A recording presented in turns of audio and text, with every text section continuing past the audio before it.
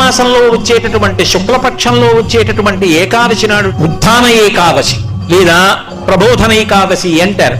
శ్రీ మహావిష్ణువు పాలసముద్రంలోంచి నిద్రలేస్తారు ఆ రోజున. ఆషాఢ మాసంలో మొదలు పెడతాడు ఆ నిద్ర. అది యోగ నిద్ర. పైకి చేస్తున్న పూజ కాదు, మనస్సుల లోపల ఉన్నటువంటి భక్తిని లెక్కలోకి తీసుకుంటాడు దక్షిణాయన. ఉపాసన కాలం కాదు. భగవంతుని మీద భక్తి ఉంటే పూజ చెయ్యకుండా ఉండలేవు. కేవలం పూజ ఒక్కటే చేస్తే భక్తి అని చెప్పడము సాధ్యం కాదు. అందుకే భక్తి కన్నా పై స్థాయిలో మానసిక భక్తి ఉంటుంది.